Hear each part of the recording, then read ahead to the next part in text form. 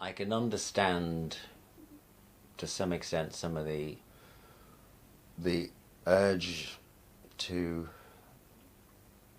well, the trend that we're seeing across Europe and America to populism, and I can understand why after the financial crisis of 2008, when many people for at least 10 years and were subjected to the austerity programs in Britain and in other countries in Europe and in the United States, that it would give rise, it has given rise to a wave of populism which in its essence is misinformed and, to my view, misdirected. Populism, the way I define it, is politicians appealing, rather like Trump does, and certain politicians in Europe and certain politicians here, appealing to certain instincts in people, certain proclivities, certain attitudes that people have, which actually is usually quite variable, and it does vary over time. It's just that since 2008 particularly, there has been a disappointment, as we all know, with the sort of middle road of politics, with liberal democracy as we have defined it in the West. There's been a sort of a great disappointment from certain tranches of the population, certainly not all. I mean, to remind ourselves that Trump's voters were, that the election, the American election resulted in Trump's victory, but the popular vote was certainly with Clinton. So it was just because of the complexity of the electoral college in the United States that Trump was voted. But my own country, Austria, has shifted to the right. Again, a populist move based upon fear of immigration. Trump was elected, we all know about the wall, and we elected on the fact that there are Muslim migrants going into America who were, I think at one point he called them, he's sick on Muslim and Mexican migrants, whom he called rapists, muggers, murderers, at one point to his rally. All the countries that have switched to the right or turned to the right in Europe, whether it's Italy, Austria, Denmark, France, interestingly not, well, German, yes, but Germany is a different issue, so I'll talk about that later. But the basic reason is a disillusionment with standard liberal democracy and the politicians that have been serving them or supposedly serving them all these years. And the largest number one issue, it's probably close, economy is probably close behind, but it's definitely migration and immigration, because the migration issue is used in so many ways. This is why I meant before about the electorate, party electorate being misinformed, because the migration issue is used in so many ways that people think that, one, they're taking our jobs, they're holding up our appointments in the health service, etc., etc., etc.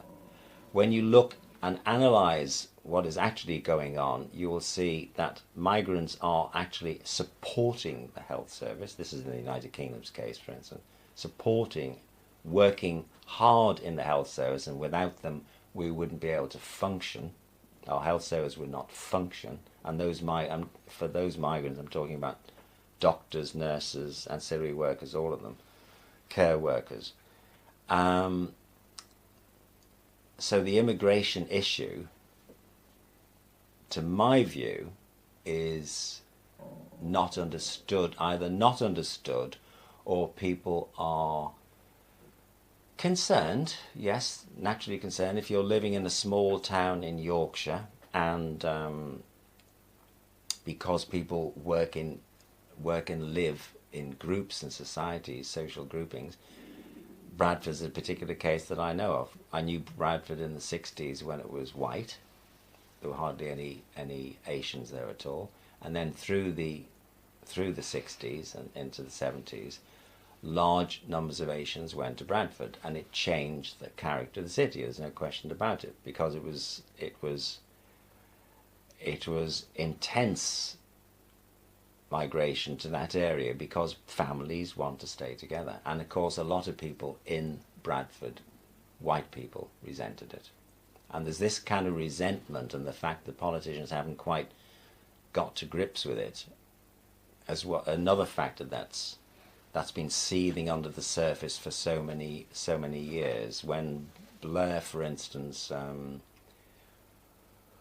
the Romanians came into the European Union, Blair Britain was the only country, because of Tony Blair, who said that Romanians would have free access to the United Kingdom. Germany stopped it for 6 years. I think France did as well. Quite a few of the countries did.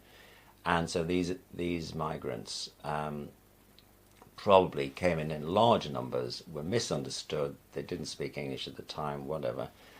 And again, they would congregate in certain areas where they were needed, where they could get work or whatever.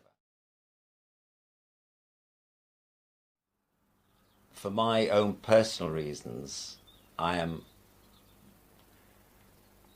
don't like to use the word cosmopolitan, but I have never had any nationalistic feelings at all. It may be because I was and am half Austrian, and I've always had links with the continent of Europe, always.